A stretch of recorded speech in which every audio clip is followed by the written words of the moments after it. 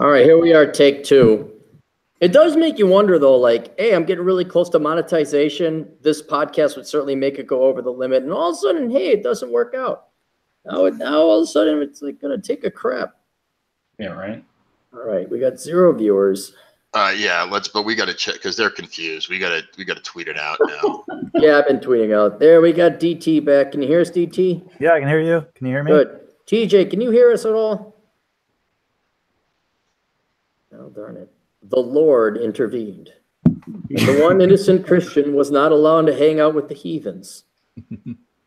Clearly. All right, 4 viewers. John, check the chat. See if anyone is having those same problems again. Yeah, TJ can't hear anybody. Okay. Okay. Hey, Charles in the chat. Charles Mack, how's it coming in, buddy? Could you just give us an audio check? Let's see. I wait for him to respond. I mean, it's coming in now. It's coming in fine for me now. Yeah, it looks like it's fine to me too. Yeah, I wonder what the fuck that is. All right, hey, Fernando's here. Fernando, how's it? Okay, Don, how's it coming in? Oh, it's spotty again. Fuck. God almighty. Yeah, it's spotty again. All right, look, it's not on your end. It's on Twitter. YouTube's. There's nothing we can do about it. Let's just do our show and people can watch it later. Yeah, because it's obviously not. It's nothing you can do on your end there, Aaron. So let's just have our show. I'm seeing Aaron's towel. That's my towel. Yes, there's my towel. Video of your towel. It's all whack. Like, I didn't ask it to take a picture and then to film video for half a second so you could see my towel. But that's basically. It's like when you were kids and you play Landing on the Moon underneath the covers. You put a stick up and you have your light flash. That's basically what it is. I see the face on Mars. Yeah, there it is. It kind of looks like that, doesn't it? TJ, your audio's off. Turn it off. Turn it on. See if you come in. Yeah, it says you're muted. Well, it doesn't say it. It's the icon is muted. You got to hand it to Beckloff how he has these live streams go off without a hitch. Yeah, but he has Luke. He has his own engineer working for him full time without pay. Boy, engineer is the real real word for it. This is, yeah, God darn it. Look at this. Here I was all excited. Like, you get the best laid plans, blah, blah, blah. And then just one technical snafu fucks it all up. Mine's working fine. So yeah. Yeah. Well, you know what? We'll go because people don't want to hear us bitching and whining about stuff. I had an adventure. You guys ever see the movie Goonies? Oh yeah. Hell yeah, one of my favorite movies. Well, I had no idea. For whatever reason, I thought it was filmed out over on the East Coast. And I have no idea because I thought maybe it was in Maine somewhere. It turns out it's over on the West Coast. Yeah, it's in Oregon. Yeah. And so I was going from Tacoma down to Salem. And because I explicitly wanted to avoid Portland traffic, and I'm not kidding, I didn't want to get tuberculosis or hepatitis or whatever else the fucking degenerates have down there. Like, I just wanted nothing to do with a bum at the exit. Like, I got to get gas, and he hits me up for money. I say no. And then he pushes me off my bike, and he spits in my face, and I got hepatitis X or whatever, some new variant strain of bum hepatitis. And I heard all these horror stories, like, you can't evict people from your property, so now bums are squatting on people's personal land. It frankly just sounded like I know it's a leftist shithole, but it just sounds like a psycho communist shithole. I'm like, I want nothing to do with it. And so I look and I notice the Pacific Coast Highway 101 goes, and it's like, hey, there's the Pacific. Here I got mountains. Perfect motorcycle riding. And then, it looks good on the Google Maps. And so I'm looking on the map, and also what you do when you're riding a bike is you want to make sure it's not like, I don't know, going to snow or rain or tornado all over. Basically, you want to make sure the world doesn't shit on you while you're riding your motorcycle. So I'm looking up individual towns, making sure the entire ride is going to be void of any kind of bad weather. And then I start finding out Goonies, the house is in Astoria, Oregon. The race with the trucks, I don't know if you guys remember the opening. It's been a while, man. It's an 80s movie. Well, yeah, but this was like one of the more popular movies, one of my favorites back when I was a kid. I remember it. Yeah. And then there's like, it was filmed on Cannon Beach. And so I'm like, oh, dude, I'm going to go stop here. I'm going to stop there. Even woke up a little bit early to make it out. But before I even get to that, guess what is on the way, still in Washington State, before you even cross over into Oregon? What? Well, don't guess. Don't all jump at once. That's the picture that you took? This is the picture I took. Yep. Oh, okay. So that sweet. That's pretty cool. The key, where they look through the key and they see the formations, the islands. No, not that. No. Worse. This is not a good thing. This is a place to I can't say it. Not on Google Webs. This is a place where I went that I was hoping somebody would start something.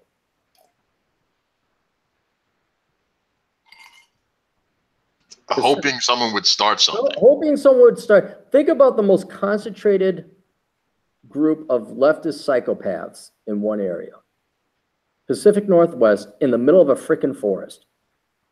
In the middle of a forest. Yeah. White people weren't allowed for a day. Any of this sounded familiar? Oh, that's a Evergreen. Evergreen. It was right on the way. I was like, oh man, I gotta check out Evergreen. And so I ended up taking just a slight detour. It's right off the highway there. And that is everything you think it was.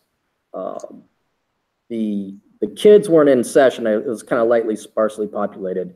But it's basically an Ewok camp. It's just in the forest. You can't see anything. It's just trees. But then you come upon an installation, and the architecture is like a Star Wars concrete bunker. It is the most hideous, ugly campus, and no light gets in there, no nothing. And I could totally see where you get these crazy kids, and they just go mental from a lack of vitamin D in the sun. It was just one of the worst looking campuses I've ever seen. Well, also, I don't know if you know this about Evergreen, but they actually have like a zero rejection rate. I mean, the only requirements for, I think, admission there is to have a pulse. Yeah, it's 98%. I looked it up, and you could see why. You almost have to pay people to go there. Although now their enrollment is down. I guess it's down by 20%. They're having to lay people off. Yeah, I mean, the place is a freaking zoo. I don't know how much you followed it. I mean, I couldn't get away from it because, where I lived. So I was just bombarded with information about it. And then it got picked up nationally. I think even Jordan Peterson interviewed the professor that started the whole thing. And the irony of that professor is he's a total leftist. Right. No, they did it to themselves. But I think he's old enough. He might be a leftist. But some of the older ones at least had a line in the sand, whoa, wait, this isn't it. But then at the same time, I'm like, how did you not expect this to be happening? Where did you think this was going to end? And the fact that, now the guy won his lawsuit, so that's good. So Evergreen gets to pay out a little bit more. But man, if you're driving away the leftist Gen X, you can't even call them baby boomer professors. You're driving away the leftist Gen X professors. It's total where the inmates have taken over the institution. I'm looking at their website right now. Mm-hmm. So, they show 3 examples of people that have graduated or something. Stuart Ralston, which he looks like a total beta cuck. Ginger left traditional teaching and broadened his identity as an educator on the learning design team at Apple. And then Emily Washines of 2010. She's Native American. She's standing in a field of wild rice, it looks like, maybe. Mm-hmm. Directed a capstone video which connected her to indigenous people around the world and opened professional doors. And then Ivan Espinoza, just graduated this last year, staged dance productions with his fellow students. Now he's on his way to grad school at New York University. And these are their best. Right? These are the ones they want to highlight. You notice, not one of their, they're actually their quote unquote success stories is a guy that started his own business and is actually turning a profit. Right. Created a new chemical that, lowers, you don't need salt for roads. No, it's open doors and is going to grad school. Yeah, yeah, well, yeah, more perpetual student, being a perpetual student, more loan debt, all that kind of thing. Like, there's no thing that, like, John Smith graduated last year and is now working as an engineer for Dow Chemical or some shit like that. No, somebody is there. They're doing a production of interpretive feminist dance on a street corner in fucking Portland, Oregon. Well, I'm just surprised that guy made it to Apple even. Like, Right. someone would even hire. I mean, how do you? Because he worked on his identity. But how do you, as an employer, even take the chance of hiring someone from Evergreen or Mizzou or somewhere it's just painful? I mean, look, I know they're all leftists and all rank leftists, but at least, like, say the Ivy League, it's connections and networking. And, it's virtue signaling. It's like, okay, they're gonna be the right. But how do you hire feral? I guess that's what it is. Evergreen was basically feral, mentally ill leftist. How do you even hire? I'm surprised it makes sense. The other two, oh, you found some tribe that's also dependent on their government for hand-me-outs and all that other stuff. And then, oh, this guy, he went in an interpretive dance. But the Apple guy, I'm like, how did Apple even hire? Why take the risk? I'm looking at they've got 60 fields of study, and some of them are legit. They've got some legit stuff in here. Chemistry, biochemistry. Really? They got, yep. Biology and life sciences. They've got biology, botany, zoology. But then in cultural studies, they've got African American studies, gender and women's studies, international studies, maritime studies, and queer studies. How about queer maritime studies? What would that be? I'd love to see a breakdown of the percentage of. There's got to be, what, 3 people in the chemistry major? How many people are in that? They got mathematics. It's just mathematics. It's just one line. Mathematics. That's it. There's no breakdown of mathematics. It's just mathematics. That's it. Hey, TJ might be audible. Hey, TJ, you there? Yeah, I'm there. Wow. Hey, what was the deal? I don't know. I was using the Brave browser and it wasn't working. Then I tried using Firefox and it wasn't working. Then I finally got it working on Chrome. You got to use Chrome. You kind of got to use. Unfortunately, you kind of have to use Chrome for the damn. Yeah, I literally just got this laptop last night, so I've been frantically trying to reinstall the way I had everything set up on my old laptop. Did you follow my advice and install Windows 7, or did you decide to pull a DT and go Windows 10? I'm dealing with Windows 10 for right now. I just, because I use it for work, I got to just pick up and go, grab what I got. And I was using my old laptop, but then it was literally, Cappy, you should have just left my old laptop in your room. That would have heated you up the whole night like a fireplace. I bought one of those fans, the dual fans that you put underneath it, and it says deals with the hottest laptops. And then I go turn speed fan on, and it's like 80 degrees Celsius in parts of it. And this is with the 2 fans going. So I was like, this is not a good backup laptop. How old was your laptop? That one was from 2011. The one that broke was from 2016. So it wasn't that old. I'm thinking of actually trying to get it, just replacing the hard drive, because I need a backup laptop, because when one stops working, I got to be able to just grab something else and keep going. Poke around. There's got to be somebody out there in your professional circles got a copy of Windows 7. Install that. Don't dick around with it and be done with it. Or if you want to get involved in Linux, that'll be less taxing. Yeah, I don't know. I just hate technology. You're living in the wrong time period, buddy. Yeah, exactly. I'm with you, TJ. Yeah, I feel the same way. Yeah, I got this old stuff. I got these old typewriters that are a century old, and they work better than a word processor. I was buying a laptop the other day, and the guy goes, "Yeah, you're expected to last about a year to 2 years." And this is not a cheap laptop. So I was thinking, do they just intentionally design them with like a self-destruct button inside somewhere, where after 2 years it just stops working? Or I understand that there's changes online with all the updates and stuff like that, but does your computers really have to start heating up to where you almost want to just put them in the middle of your house and use that for central heating instead of your natural gas or whatever? Well, on a serious note, Apple does have what's it, programmed in obsolescence for the products. where like you can't take the battery out and replace it or anything. I mean, it's designed to literally force you to get a new one if you want to keep using them.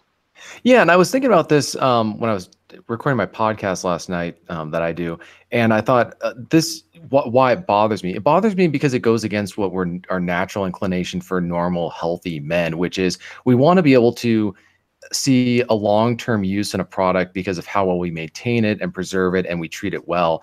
But with modern technology, with stuff like smartphones at least, and laptops, it doesn't matter how well you take care of it, how well you maintain it. It's got a very limited time frame where it works. Whereas say you get a car that's got a good engine on it and you change the oil regularly and you change the spark plugs and you get it maintenance, and you are a good steward of what you have, and it'll reward you by lasting a long time. Well, that's not the case with a lot of technology. It's almost that you just throw it away. It's like a dime novel. Isn't the planned obsolescence basically the broken windows fallacy? I mean, it's like, well, we need to have an economy. We've got to have people buying stuff. Yeah. And so if they're purposefully breaking technology so that we buy the new stuff, that's basically broken windows fallacy right there, isn't it? I almost wonder if it's because technology is changing so fast. By the time you buy a laptop, it's already obsolete. They're moving on to the next thing. Right. And I just feel like that creates this really crazy vicious cycle where you almost wonder, well, why do I even bother buying one? Why don't I just, I don't know. You're kind of in this weird spot where you, a kind of a cynical position where you're looking at something and realizing I'm buying the $700 piece of obsolete technology that will stop working in 2 years.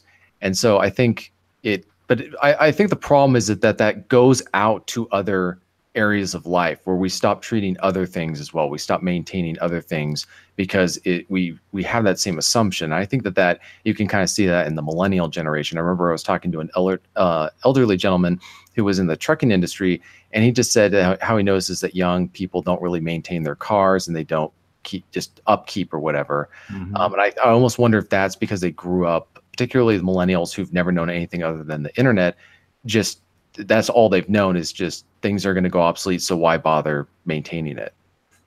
No, TJ, I think that's a very insightful point. I think a lot of people are like this millennial generation and the Generation Z following them. You're right. They have kind of been designed that everything is just disposable now, and not to actually take care of anything anymore. It's like that, and I guess, that happens at a young age. I guess when they first got their first computer or their iPhone, oh yeah, you just toss it, you get a new one and stuff like that. So when they're kind of trained that way at a young age, of course, it's going to carry into adulthood. Unlike, older people like ourselves was like, no, you buy something, you take care of it, and it'll last you. Like the damn car I had stolen. I had that 18 years, man. I treated it like a baby. I always bring up my car, right? Because I'm so and wouldn't be a show if you didn't. Yeah, sorry. So yeah, that'll be my thing. But I would still be driving that if it wasn't stolen. It's like I treated it like a baby. It ran perfectly. It did everything a car needs to do. It didn't have all the bells and whistles in it and stuff like that. It still had a freaking CD player. But who gives a shit? It worked.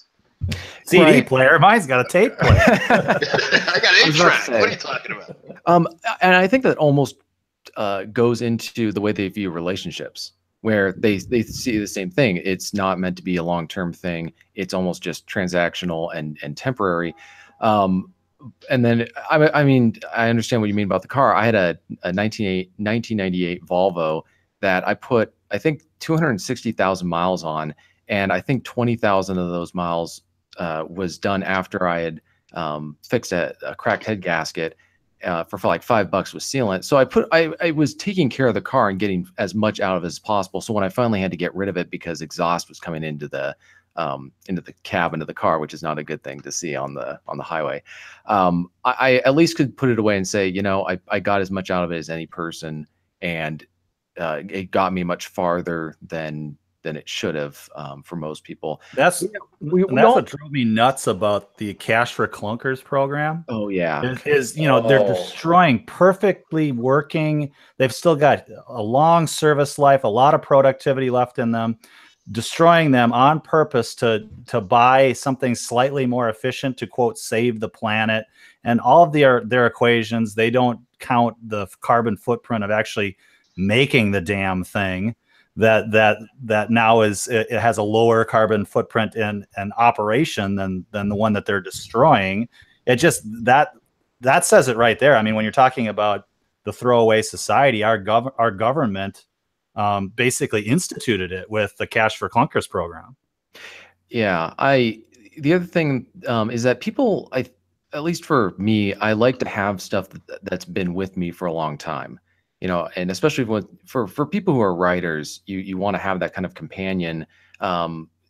Back in the day, writers could have the same typewriter their entire career. All you'd have to do is just take it to the gas station and blow the air out of it, which was what Cormac McCarthy did. But now you just don't really have that unless you're using an old notepad or whatever. But and it's not a big deal if you're not a sentimentalist or you don't really care about having that kind of stuff. But it's sort of like Indiana Jones's hat or his leather jacket, something that's just been with you through thick and thin. And so it almost becomes a part of who you are. But then you got to get rid of it and move on to the next thing. Doesn't George R.R. Martin use like some kind of old word processor for all of his books? He doesn't use like modern stuff.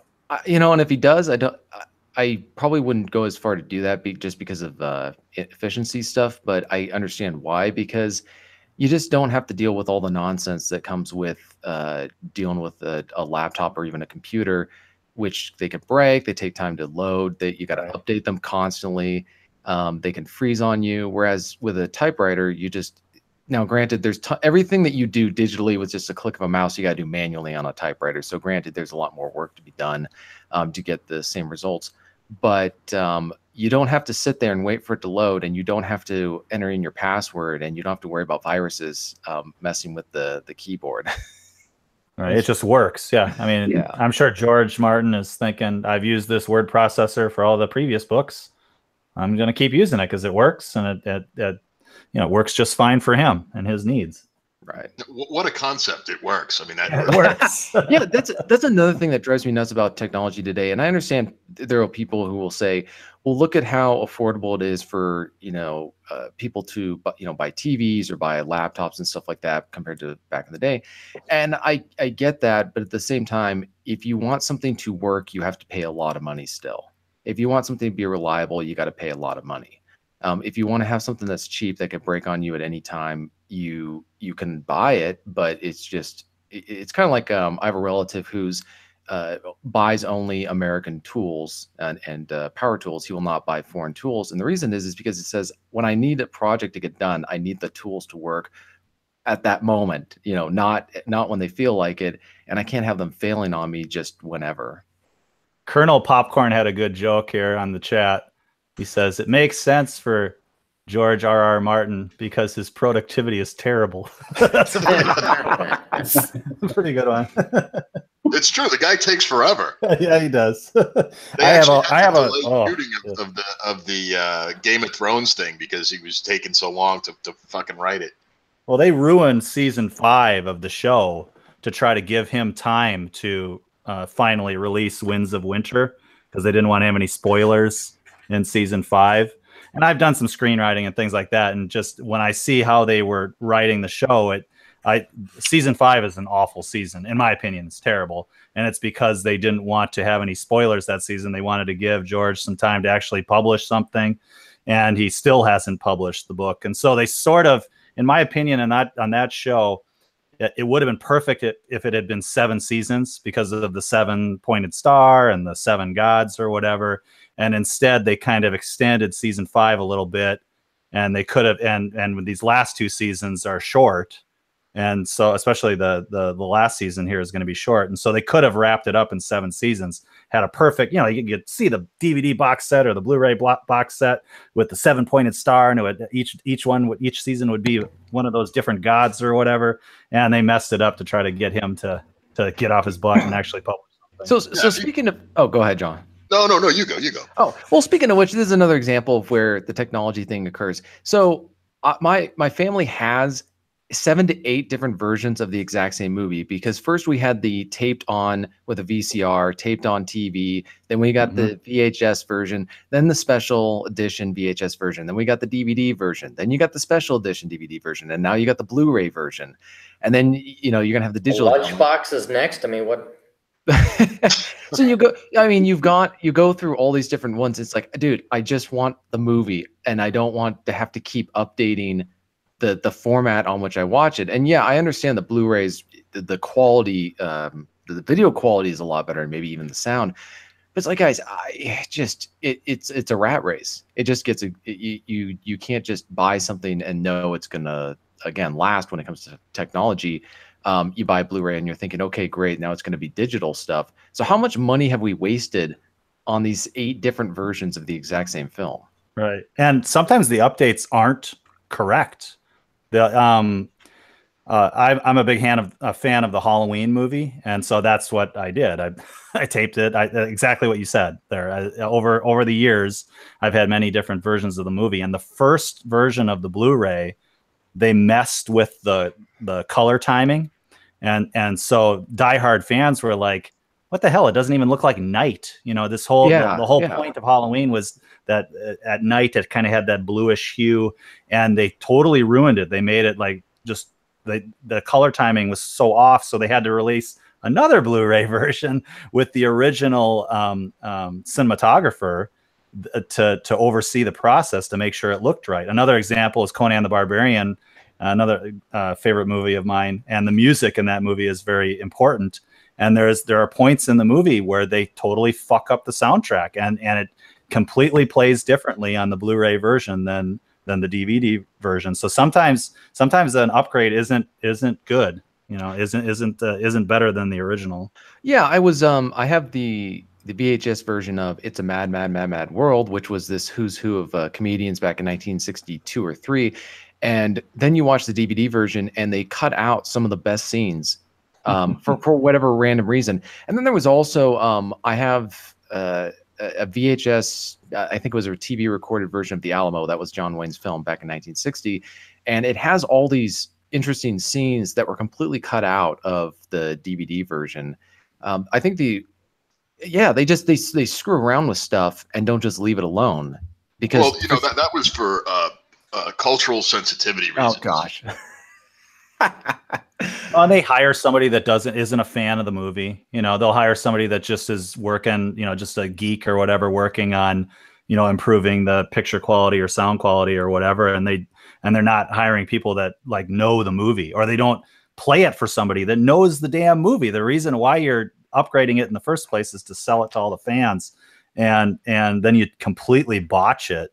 So they just don't involve the people they should. It's probably being edited by some blue-haired feminist with one side of her head shaved. From Evergreen. Well, you know, they got lucky with the original King Kong. I have now that's where they got it right, because they had the DVD version. When it came out originally, it was before the production code came in. And then after that, when they were re-releasing it, they cut out all these scenes and they were considered lost because the censors just misplaced them or whatever. And so years later, some guy found, like, no joke, he found them in his garage, like, or something like that. I think one of his relatives was one of the censors and just took them home and put them in his basement or his garage or whatever. And so the relative found them in the garage. So they restored that. But then again, also you had guys like Peter Jackson, who was a huge fan of the original King Kong. So like he was, I think, part of the DVD restoration effort or something like that. So he was like, yeah, let's put all the original stuff back. Stop screwing with the original. Stop trying to censor stuff. You know, stop trying to change somebody's original art form because you don't like what was in it. And it was like, you know, violent scenes. You know, he's stomping on people's heads or he's biting people's heads off with, you know, the stuff that back before the production code. It's actually kind of shocking, some of the stuff that they allowed in that.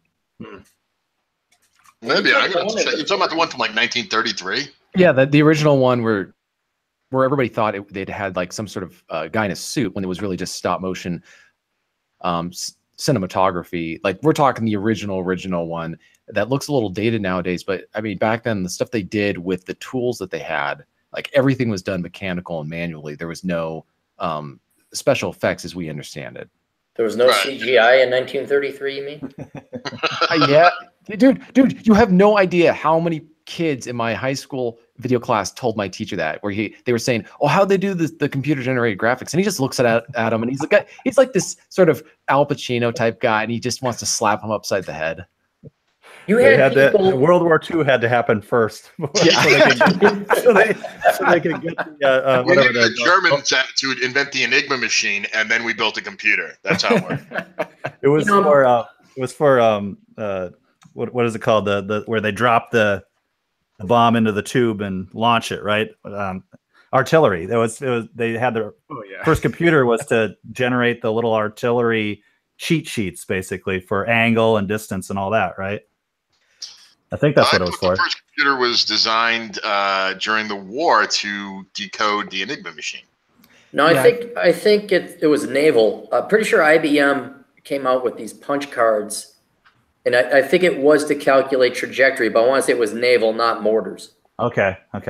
I knew it's something. It was something to do with the so that they could actually kill people with the bombs. Oh no, actually, IBM helped the Germans calculate the Jews. The Watson machine, yeah. There was actually a book written about it. I think it was called IBM and the Holocaust or something like that. That the Germans have to keep track of the Jews. So I was going to go somewhere, but everyone wouldn't be comfortable with it. So I'm quarter Jew, so cut away at the jokes. It's the better the joke, the more. Yeah, I don't. It's the Google people you got to worry about. Yeah. Aaron, though, you don't have enough of a hooked nose, though. I said quarter, and I think it's through marriage. It's not like it was passed on. It's pretty whittled down. But yeah, somewhere in there, there's a Herschel Clary, I'm sure, back in the day. Clary Sheckelstein somewhere. I didn't inherit any physical looks, but by God, am I a cheap bastard? Let me tell you about how cheap frugal as hell. You got the good qualities of the Jew. I got the good, yes. Pick and choose. It's cafeteria Christianism. I'll take a little bit of that. I'll take the high intelligence. I don't want the hook nose. I don't want the naggy broads. No, I like blondes and redheads. Let's not get the brunettes, and we'll get rid of the overbearing mother. All right, there we go. Clary Judaism. Oh, the Jewish stereotype. Hey, how do you tell when a Jewish girl has an orgasm? Oh God, geez, now we're good. Well, that was it for the older brother podcast. Did you guys? How was it? How do you tell that, John? She drops her nail file. What? She drops her nail file. She's not bored anymore. Is that like a New York Jewish joke or something? Yeah, probably. I don't get it. Probably, yeah. Well, it's actually kind of funny though, because in my experience, the Jewish girls I've been with were complete maniacs in bed. So yeah, I can confirm. Yeah, I think it was when I was younger, the Jewish. I haven't been with a Jewish girl since my early 20s. I lived in New York. The Jews are everywhere. I mean, they call it Jew York City for a reason, but they were like, complete maniacs. And I grew up Catholic and everything. And I think it was because, Jews don't believe in hell. So the girls, like, they knew, no matter how freaky they get, there's no real punishment for this. So, they were just total maniacs. Yeah, they slept with Catholics. Wow. Rebel. Was it to strike back at their father or something? They sleep with Catholics or Christians or what? Well, Jewish guys are not really known for their sexual machismo. You know what I mean? I suppose, yeah. Generally speaking, there's exceptions, but there's not. Let's be honest, there's not a lot of No, you're correct. You're correct. What is the deal with that one? There's not a what was that? I don't remember that original movie Airplane, the original one. Yeah. And that was just like reading material and the different books and that she had them to read. And she goes, well, here's a pamphlet on great Jewish sports legends. And it's like, half a page long or something. How many Jewish, what do you like, even in baseball, you got Koufax. He was like he's the only great Jewish ball player that comes to mind. What was her name? Koufax or I can't remember. But yeah, they're not really known for their prowess. When the way Jews get a scholarship to college is not an athletic scholarship. Let's put it that way. Yeah, they're not. They're a little bit more known for banking and surgeons and dentistry, I suppose. It's you want someone to do your taxes. You get a Jew. I don't remember the old Saturday Night Lives with Eddie Murphy. Oh yeah, when he had the Gumby Christmas special. God, this is going back a ways. What? Explain it. I'm Gumby, damn it. And he'd be like, and he had the Christmas special on, and it was really funny. And he's like, Merry Christmas, everybody. And to my accountant, my lawyer, and my doctor, Happy Hanukkah.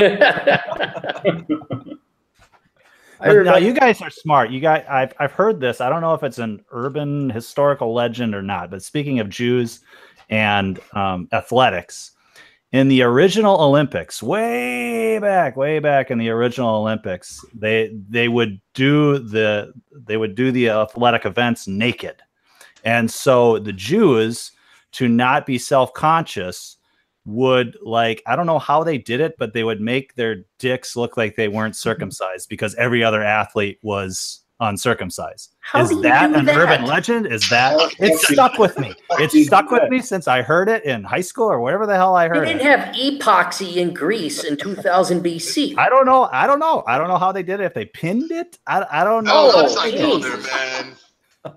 I don't want to be thinking about other people's schmeckles. That sounds urban. I mean, once you start sweating, it's going to fall off whatever kind of, I don't know, that's what I heard. I heard from them. They said it somewhere out there. And I don't think there was a huge Jewish population back in Hellenistic Greece, but I could be wrong on that. There were 5. When did the Jews escape Egypt? Well, I think they were thrown out. Well, no, did they make, because when's Greece is what, 2000 to 1000 BC? My Western civilization knowledge is horrible. Oh, no, the Olympics don't go back that far. Greece is really, really old because you had the Mycenaeans and the Minoans, and then you had the Hellenistic period where you got the, modern day, the Spartans and the Athenians and those Greeks, the Socrates, Plato, something like that. So you're just talking about, I guess the first Olympics was, didn't it happen after the Battle of Marathon? That's where we get the Olympic event, marathon. The reason it is the distance of the marathon is 26.2 miles or whatever it was, because that was the distance from the beach of Marathon to the Athenian capital. When they beat the Persian army, they sent a runner back, to let them know. And the legend has it that he ran the 26 miles and said victory and died. So yeah, that's I think what you were saying is probably true about the ethnic makeup of the people doing the Olympics. It was probably not a whole lot because it's impossible to know what the cities looked like as far as demographic makeup and all that, and they would occasionally have foreigners going in and out, but you got to wonder how homogenous some of those nation states were compared to what we see now. I know that there were, cosmopolitan areas, and especially maybe in Persia, but you can't imagine, especially when they're city states, you're just going to stand out. And if you're different in any way, everybody's going to know, because Athens wasn't exactly New York City. Haha, I found it, guys. No. Out of the Seattle Times. And of course, yet the relation. What's this article titled? It's titled "Jews and Olympics Reviewing a Checkered Relationship," and it says here, and yet the relationship between Judaism and the Olympics is a checkered one. For example, in the 2nd century BCE, the Greek-influenced Seleucids instituted Olympic Games in Jerusalem. Some Jews participated, but they did so at a price. These were Greek games, and the participants needed to look Greek. Since Olympic athletes competed without clothing back then, would-be Jewish Olympians often had to undergo painful operations to hide their circumcisions before they could participate. Boom! I remembered correctly. Woo! I can't believe it. What do you mean painful operations? Listen, I don't even want to think about it. They don't go into detail. They do not go into detail on that. Well, I will say this for the Jews back then. I mean, at least they were dedicated to their sport, because that's. I mean, just to throw a discus, I'm not going to let someone be operating on my, Mr. Happy. But someone in the chat said something funny. He says, Cappy was Jewish enough to want to go into banking, but not Jewish enough to want to stay in it. Whoa, hey now. Cynic in Chief. Oh, that's Cynic in Chief. Hey, buddy. Oh, hey, Cynic. All right, cool. How's he doing? How you doing, Syndicate Chief? That was a good one. You got more? Come on, let's No. He could go drive around his van and have life. But yeah, but no, the Olympic thing. Interesting history of the Olympics there, you know. But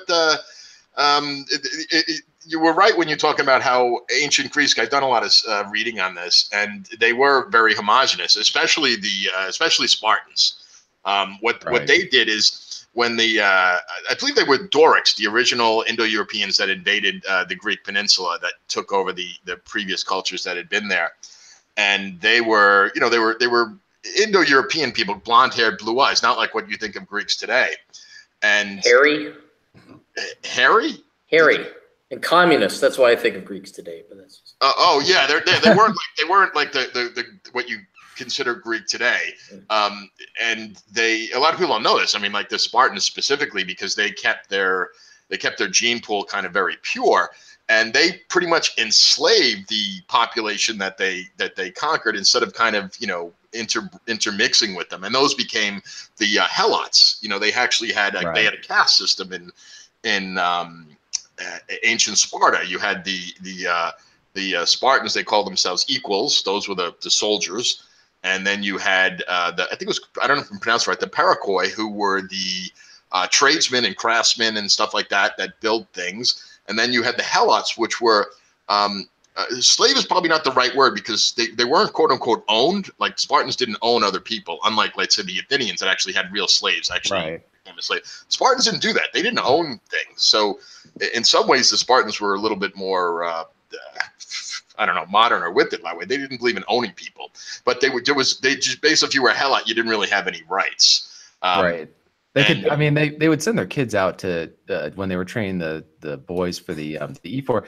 They would give a season to kill any Helot that they saw, and so yeah, it was like this. They didn't own them individually, and so when people talk about the institution of slavery, they always have to be specific about which one they're talking about, because in ancient Greece, it was very different. Like you were just saying, the Spartans wouldn't own anybody specifically, but they could go kill them at any point and there would be no consequences. Whereas the Athenians had slaves, but they would actually have the slaves sometimes be more of a mentor for the boys, so the son. So the slave would go around and basically teach him like proper manners and all that stuff. So a completely different relationship than what you would have in Sparta, where you're training your boy up to be a soldier and then you send him out to go kill some random person to prove his manhood. Yeah, well, I mean, what's wrong with that? I mean, really. I mean, now granted, what we have today is not exactly what I had in mind either. But one would think that there's some sort of a balance where, yeah, if there's people who are hostile to us, I want my son to be able to violently resist them to the point where they go away. But on the other hand, I don't want my son to be where he's terrified of his own shadow and has to hide in a room and be treated like an infant perpetually, or we have to get a court order to get his butt out of my house. Yeah, we should bring it back. We should bring back the Agoge. So at 7 years old, the kid leaves. That's what it was called. It was the Agoge. I said E4. My bad. Well, whatever. Hold it, John. For God's sake, how the hell do you know all this shit? You didn't go to college. Not that you have to go to college, but you know more. You're just like should be on Jeopardy or something, man. Oh yeah, all my buddies actually told me to go on Jeopardy. But no, I did go to college, Aaron. But no, I didn't. I thought you did. I thought you just went straight to working or something. No, I went to college. Oh. But I didn't read any of this. I went to John Jay College of Criminal Justice. It wasn't like, I didn't get. I wasn't like our friend Ann Sturzinger, where she majored in the classics, where she read Latin and Greek. No, I'm a voracious reader. I just read. I read an awful lot. I mean, that's why I like you, Aaron. I read your shit. I read. Good, because I don't read for shit. I just write. My goal someday is to write more books than read, because I just hate reading. Yeah, yes, you've written more books. Well, actually, I always, I'm always envious of writers, because I always say I'm a reader, not a writer. But all the people. That's why on my YouTube channel, I'm always, if you notice, 90% of the interviews I've done, yourself included, are all authors. Everybody I've interviewed has written a book, or if they're not a book, they were a prolific blogger of some kind. So I'm just fascinated with authors, and it's really cool. Like when I interviewed Andy Nowicki, or even Ann Sturzinger, because I've read their books, I get to actually ask the author what did this really mean? What did you want the reader to take away from the character and stuff like that? And that's just a great opportunity if someone who really likes to read, when you actually can talk to the actual author, I mean, think about it. Like, I personally don't care for Stephen King, but I know he has a lot of fans in the world. And I'm sure people would give their left nut if they were a Stephen King fan to actually sit down and do a one-on-one interview with Stephen King. Well, I get to do that with some of the authors that I love, and it's really great. What's funny is you think authors are like these great human beings and we're spectacular. And here you got me, TJ, and Vincent. We're like, no, yeah, John, it's not. Yeah, don't meet your heroes, man, because this is. Well, Cappy, I accept you, warts and all. I think you're a great guy, but I have no illusions about you, But I've interviewed you twice one-on-one. You're a great guy. You know your shit, but you're a realist, and you have a very realistic view of the world. But you got some great pearls of wisdom. But you're a no-nonsense guy, and I kind of appreciate your attitude in life. You're like, look, love me or hate me, I'm just going to tell you the way things are, as I can understand them. And I think that's an extremely admirable quality. And to be honest, I think the world needs a hell of a lot more of it. Well, I had no idea I'd make money off of it, but yeah, I'll take what I could get. That's anyway. Hey, Vince, you still there? Yeah, I'm just sandbagging here, listening in. Are you shocked as I am that John likes authors as much as he does? I know, right? Trust me, it's all smoke and mirrors. Well, for crying out, especially if everyone thinks. It's like lawyer, like back in the day, you were a doctor, you were a lawyer. Well, that was saying something. The same thing with author, but I don't think people are in the know that you could literally go to your Microsoft Word document and just randomly type in letters for 300 pages, save it as a PDF, upload it, publish it on Amazon. You can be an author. I mean, the vast majority of people out there are unsuccessful authors, especially now with the has anybody done speaking of that, has anybody done all work and no play make Jack a dull boy and just made a book of that? That would be a hell of a that's a Shining reference. That would probably sell a lot of money or sell a lot of books. Yeah. DT, you could do that tonight. Yeah, upload it and have it on Kindle. What's funny is that as much as we're joking right now, it's not actually far from reality, and that's one of the things that's made me a little jaded with the whole industry the way it is now. You have a lot of people who really don't know anything about writing, but they're very cliche, and they take something that they saw on TV or in a book, they rewrite it and change a few things, and then they sell it. I keep coming across all these books that they keep throwing out there and turning into movies, and it's like there was almost a joke they did with the honest reviews or honest trailers, where the guy's doing the voiceover and he goes, "Dude, we did this movie already." And the guy goes, "No, Bill, it's another film." "No, dude, seriously, we did this film already." I mean, and it's easy. I think 50 Shades of Grey would be a low-hanging fruit, but how many other authors are there like that make good money just writing very, very, very cliche books? That was 50 Shades of Grey. That was originally fan fiction for Twilight. Yeah, yes. It's just the stuff that I remember a publisher told me that being an author today is like 55% knowing how to write, and then the rest is marketing. So if you know how to market stuff and get it out there, and I think also the stuff that I want to write about, and maybe others in this chat can weigh in on their own perspective, but a lot of the stuff that I want to write about, and a lot of the characters that I want to create, and the kind of stories I want to tell, aren't really in vogue with most of the population. I'm sure that there's a niche market, but you got to go out and find them now. Well, TJ, can I ask you, because you're an author, so right away, I'm going to have a mild fascination with you. What kind of books do you write? What kind of characters do you write? What's your genre? I don't really have a genre specifically. I used to write a lot in the 1930s and 40s, but one literary agent kept telling me that I was writing for the wrong audience. My audience was dead, he told me. So I studied. I'm trying to do stuff that's more in the modern world, but I'm mainly interested more in characters, and particularly with men who are really just almost supernaturally driven by willpower to accomplish stuff, and I'm thinking of the guys from like Force 10 from Navarone and Where Eagles Dare and all these other, like, these characters who are just they find their strength not from superpowers but from their willpower, and it's their action oriented and that kind of stuff, like very masculine type men. And what inspired me to write in the first place was I kept watching all these male characters on TV shows and stuff, and I just was really waiting for them to do that take action moment or do what a man would do, and just see them completely just fail in the script. And you could, looking back now, and I just got so sick of the characters, and I just decided, well, why don't I just write my own book and just start writing my own books and do that stuff. So that's kind of where what I try to do in most of my novels is just have men who are, you know, old fashioned, like Humphrey Bogart type guys. Oh, right. Well, yeah. Is the backdrop though? Like you said, like Bogart, and you were talking about some of these World War II books. Is the backdrop like, it's kind of like historical fiction where you use the backdrop? Yeah. Well, like I wrote one of my novels that just came out, Men Who Walk Alone, is about a detective in a small town in the East Coast during the Great Depression, and he's just, you know, your typical. There's gangs, there's different immigrant groups that are fighting, and they've got a vigilante running around, you know, bumping off people, and he's just got to deal with this whole situation where he's one of the good cops in a corrupt town, but you can't just be the knight in shining armor you almost have to be a little bit seedy yourself, but he's also determined to survive and not get killed and not let other people, you know, bring him down. So there's that constant struggle going on to try and do the right thing in a situation where that could easily get you killed, but at the same time not becoming a bad guy.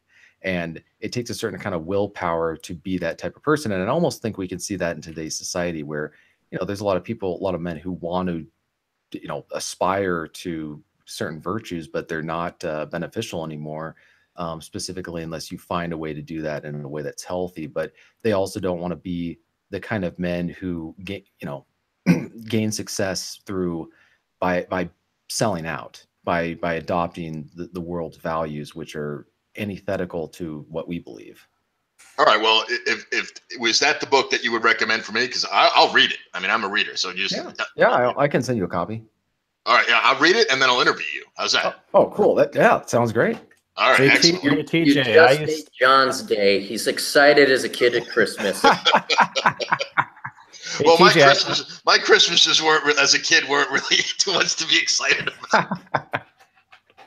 Hey, TJ, I used to write fiction in the past, and I don't know if you feel this way or if this has happened to you. I'm sure you have if you've written a lot of fiction, but I think the greatest thrill for a fiction writer is when the characters that you create start writing themselves. I don't know if you've had this experience, but that's the gold standard of writing fiction, is when somebody that you've created starts, it's like you're not in control of them anymore, and they're their own creation, and they start speaking themselves. It's a very strange thing, but it's very exciting. Yeah, I don't know if that's happened to you or not. But definitely. I've read certain books of mine like years later where I was in the middle of writing something where you almost feel like the character is becoming a real person, where you know exactly what you want to write because you know the character well enough. And speaking of writing, I actually just published a short story that was published on Terror House magazine. That was Matt Forney's new thing about that actually takes place in Seattle. That people might enjoy. It's called Seattle Nice, and it's about a Seattle native who's, you know, been struggling throughout the years to try and afford to live in the city, and ends on a kind of sad but funny note. Yeah, we should promote that. Say that website again, because I think there's a lot of young. Oh yeah. Terror House magazine. That was started up by Matt Forney. He's an American journalist who's in Hungary, and I'm actually planning to do a lot of writing, try and write some more short stories to get published in his on his magazine, because I feel like he's filling in that niche that I was just talking about, where men like us who want to read certain material, but that kind of stuff they're just not making it anymore. That's not what they want to talk about. If you go talk to literary agents or publishers, and even if you're trying to sell stuff yourself through self-publishing, trying to find that market is not easy. Are people even reading them? I mean, I look at publishing houses and literary agents. I'm thinking like Horseshoe and other things that are completely obsolete. And then on top of it, I don't see young men reading at all, period. They'll read on their tablets, or they'll read short stuff. So that's why I think short stories might have an appeal nowadays, is people will read really short. And then that's just the reality of what also got me frustrated as a writer. I would write a book and I would give it to my friends and they wouldn't read it. And then I would give them something really, really short, like a short story, and they would read through it really, really quickly. So that's just, I think, for me, acknowledging the reality of the world, that is the too long didn't read 140 character attention span. So you got to just adapt. No, it pisses me off how I can't write what I'd really like to write. And I have to, and I won't even go to the short story thing because I'm like, well, it's a short story, a vignette. Okay, maybe a book of vignettes. But no, if I had unlimited funds, I'd be writing completely different. But matter of fact, if I had unlimited funds, I wouldn't be writing at all. So I'd say, fuck you guys, going home. And you might see me on a motorcycle. But yeah, it's kind of sad. It makes you wonder. I even talked about this with Roosh. Roosh trained as a microbiologist or a virologist. What could he have achieved if he had the resources and the opportunity to do what he wanted to do? And it's kind of the same thing here. It's like, well, I really don't want to write about worthless degrees in economics and things like that. I have some other stuff, but you gotta write to the market. Wasn't Great Expectations a serial? I mean, yeah, that's the thing about old novels like Alexander Dumas and Charles Dickens. Most of their novels were serialized in newspapers. Yeah. So they would, and you can kind of tell because that's where they really adapted the cliffhanger with each chapter. And so, and it also made it, I think that's how people were able to read his books back then, because it was in newspapers. So you wouldn't have to go out and buy a book. You could just follow along with the Dumas wrote those books that were serialized in the 1800s. Oh yeah, they were serialized where they were published in newspapers. In fact, Alexander Dumas, what he would do is he would write shorthand, almost outline the book and outline like the dialogue or whatever, and then he'd have a team of writers translate his shorthand into longhand. So he got accused a couple times of running an author mill, and you almost understand when you see the sheer volume of the amount of stuff that he was publishing. He was publishing so much stuff that he ended up writing under a pseudonym because people felt like he was saturating the market. So he started writing under different names and having it get published through other stuff, and they would take it. But he was just so prolific. But he wasn't writing it the way we understand today. He was having a lot of help from almost like editors. And Charles Dickens. Those of us who don't know, those are listening who don't know, he a famous writer of historical fiction, wrote like The Count of Monte Cristo. He wrote The Man in the Iron Mask, right? The Three Musketeers. The Three Musketeers. That's what that guy. Yeah, that's a. He's the joke in Shawshank Redemption. Dumbass. I'm not joking. I was just about to say. Not joking. I want to write more books than I've ever read, and that's not going to be a big hurdle to beat. Well, you'd appreciate Charles Dickens because he was paid per word. And so we look back and, this great description and da-da-da-da-da. Well, he was just trying to get paid. He was just trying to write as many words as he could, and he got paid per word. Right. Yeah, these long, flowery, verbose descriptions of, everyday things. And he was like, yeah, well, that's another nickel, Right, exactly. It's like approaching girls, just like, I want to fuck. Oh, shit, maybe I should say some other things before. It's funny. There was this film that came out in 1944 with Gene Tierney. It was called Laura. And she's this young marketer, and she's talking to this guy. He's a columnist.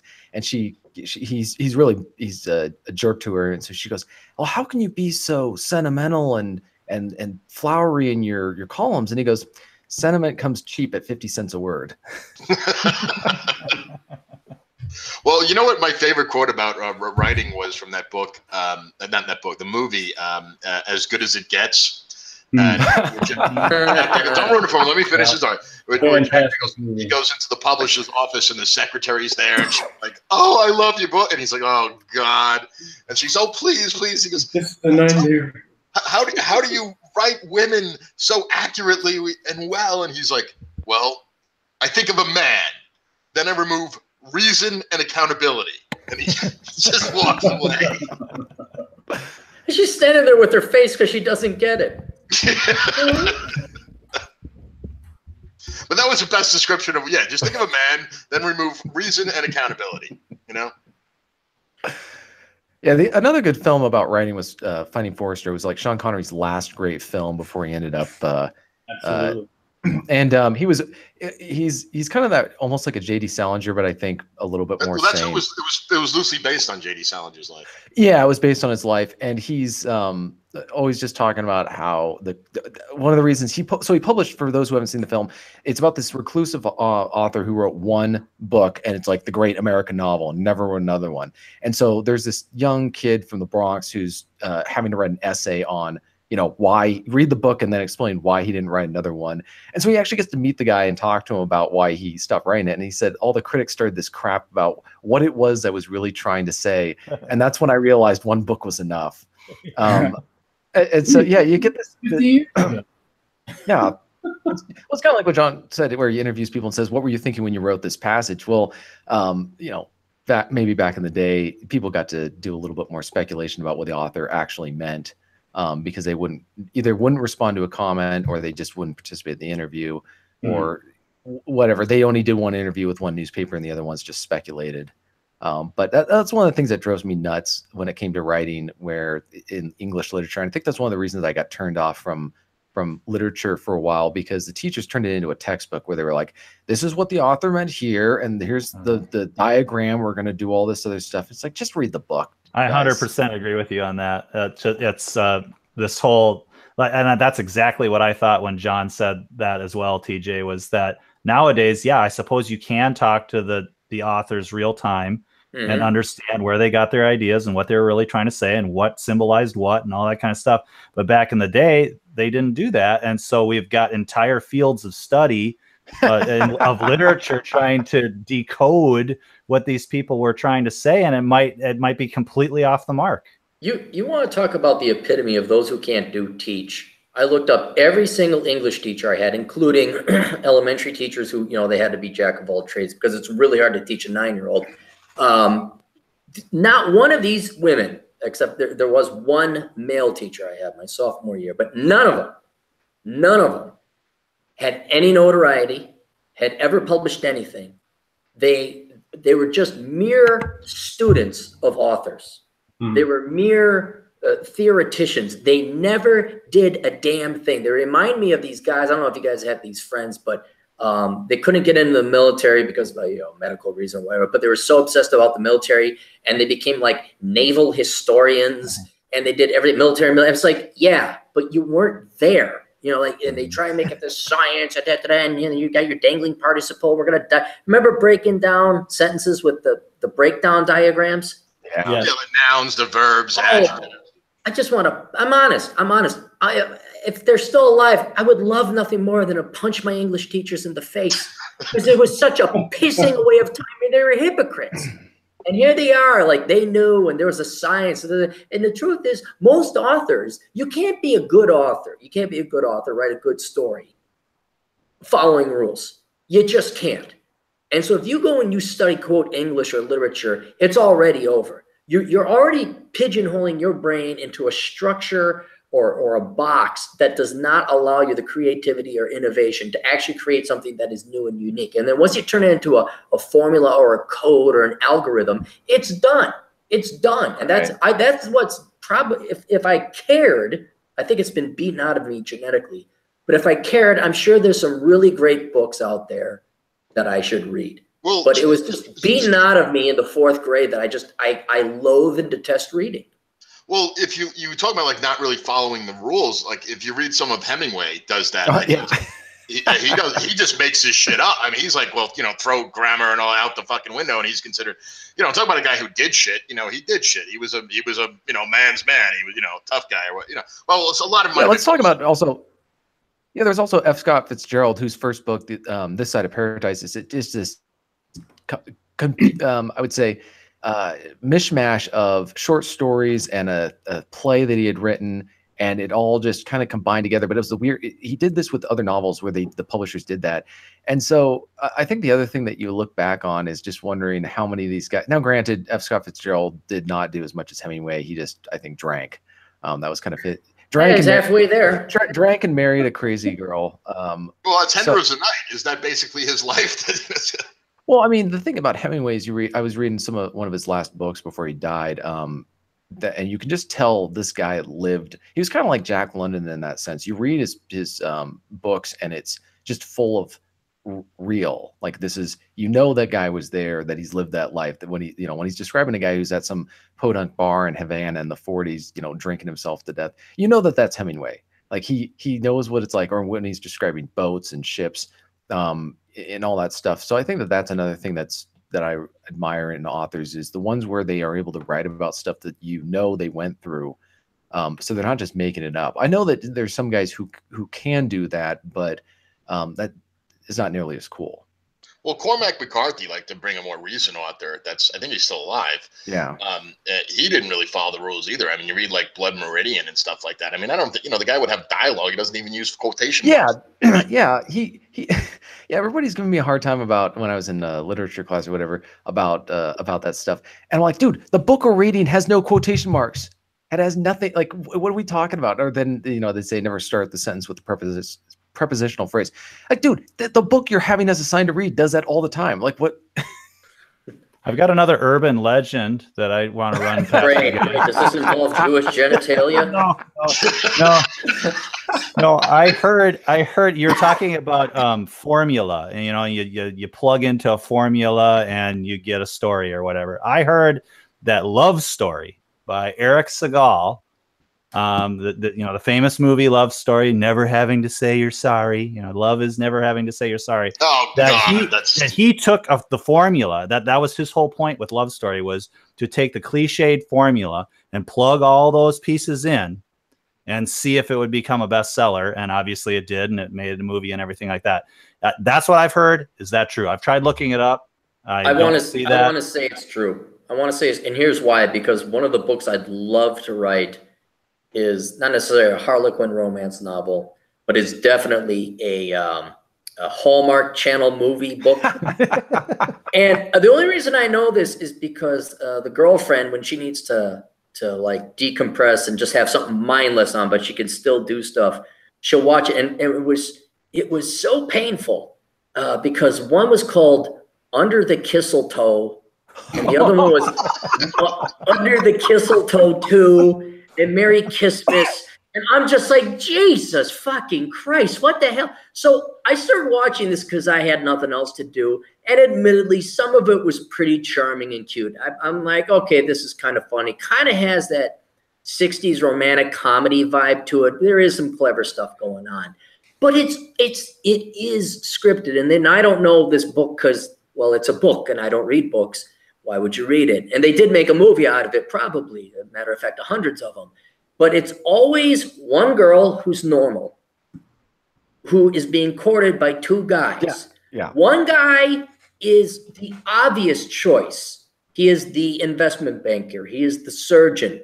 But he doesn't have the heart. He's too busy doing this. He's too busy doing that. And then comes the rugged, equally hot, but quote unquote inferior, who just happens to be, say, a cowboy or an oil field worker, and he has the heart of gold. And then there is a catalyst. Now, in the more recent movies, it is a fat, large, loud black woman who has the wisdom to point out to the naive, hot 20-something innocent girl, girlfriend, you gotta go look over Johnson over there. Johnson got himself a truck. Don't do no investment banking. And everyone loves. That was a great question.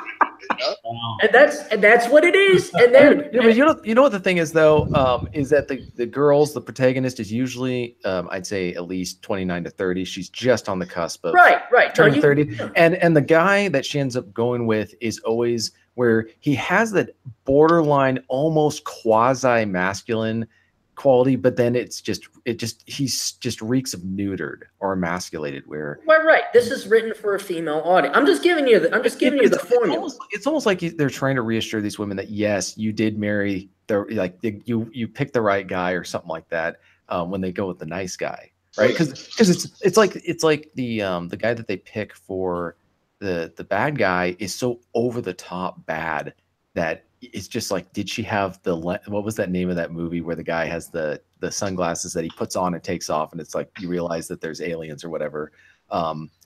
Oh, Anyways, they live. Yeah, They live. yeah. It's almost like that. It's like everybody else has the sunglasses on, and she just needs to put her pair on so she can see that this guy's. Well, that's where the black woman comes in.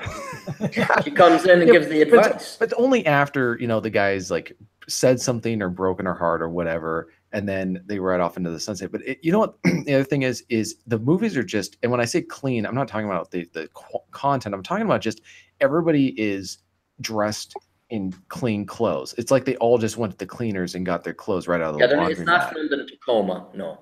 Yeah. I remember I was at my visiting my parents, and I walk in, and I just, you know, at a certain time of day, you know where you're going to find one of the parental units, and it's in front of the TV watching this channel. And I noticed they're always in some rural town or in the Old West. It's never, or maybe it's in Harlequin romance novels, these movies. Oh my gosh, they always said it in the Old West. You haven't seen Merry Christmas 2, then you haven't seen. Well, okay, it's set in suburbia, but it's always this, like, it just feels like so a combination of Stepford Wives and plastic and just sanitized. Like there's not a scrap of anything real. It almost feels like you're just on the movie set. I don't know. I remember just watching one of those, and I was thinking, it feels a little like something's off. You know, it's like everybody needs to have their machine behind them, like they're all robots, and they need to be wound before the movie starts. It is sanitized because this is Hallmark, and I think Hallmark definitely wants it a rated G. I mean, there's maybe at most there's a hint or innuendo to sex, but there's no sex. But when I say clean, I'm referring to just their clothes, like the clothes, the houses are clean, everything's clean. There's nothing dirty. There are no dilapidated houses. There's their cars are all nice. There's just lawns. No. Yeah. Dude, like if a girl was to walk into your house, she'd start cleaning the place. Now I'm okay because I've seen your house. Like, this is good. This is bachelor clean. Very good. Very well, you know, golf clap. Very well played, Mr. Martin. Now, a girl's going to come in there and they're going to want it spotless. Oh, dude, they have. Yeah, exactly. And that's because the audience is female. Well, then they wanted to move the war room sign, and I, you know, basically had to threaten to expel, physically remove. It's like that war room is not moving. The sign. Well, anyway, my point is that there definitely is, and you know, next Christmas season or Thanksgiving is about when they start rolling out, because all the single, washed up 43-year-old women want to believe they're still 29. There's still hope. When they're going to come up with new ones, and it's the exact same script. The guys duke it out. One has a heart of gold. The other one is investment banking, blah, blah, blah. Usually at the end, there's a surprise that the honest blue-collar guy is the heir to the Shell Oil Company or some other bullshit like that. Now, I have noticed this more recently. There's an evil woman involved. Maybe an ex-wife, maybe a boss. They got to get their digs against the woman, and the heroine, who is innocent and nice and average Jane, she comes out a winner on all sides. And so that is the formula. And my God, I don't know, DT, did I ever tell you, don't tell if I've told it, but I ever tell you about the Harlequin romance novel I have in mind to write? I think so. Oh my God. But see, it's so formulaic or whatever that I just kind of forgot about it, I think. Right. But I got some good spins. I got some really. Well, yeah. I think the whole point was to not be you when you write it, right? Oh yeah, I'm gonna go buy some. Yeah. I'm gonna claim I'm a single mom. Yeah. And I work social work and and there's gonna be some bullshit story behind it, and then I'll send it to all the female places that take books. And they'll be like, "Oh, you're powerful and brave." And you know, I'm divorced. My husband left me for a younger, whatever. I'll come up. The lies about my nom de plume, my author character, is going to be as ample and creative as the lies in the actual book that I write that would be sold to the Hallmark Channel. I'm reminded of the movie Pretty Woman. The whole story behind that. Exactly. That they changed the entire ending to satisfy exactly what we're talking about, to satisfy the audience. The original ending of Pretty Woman, they are not together. They are not together, and the audience hated it. And so he does the metaphorical riding in on the white horse, the limousine, you know, and yeah, I'll be with you. But the original was very realistic, that there's no way that this rich guy is going to be with a whore. Mm-hmm. Well, and another thing that I've seen, and you know, we're guys. It has to be pounded into our head. I'm sure it was on the radar of women long ago. But this Prince Harry guy marrying the non-royal, basically a whore. the non-royal, no royal blood in that Harry and Prince Harry. Sorry. Well, all the Twitter traffic and the commentary, these girls actually do. It was like, wait, someday your prince will come. Yep. And I mean, I've never had a tweet retweeted 30,000 times, but the gal who said, see, you just have to wait, girls, and everybody gets their prince. And that was retweeted 30,000 times.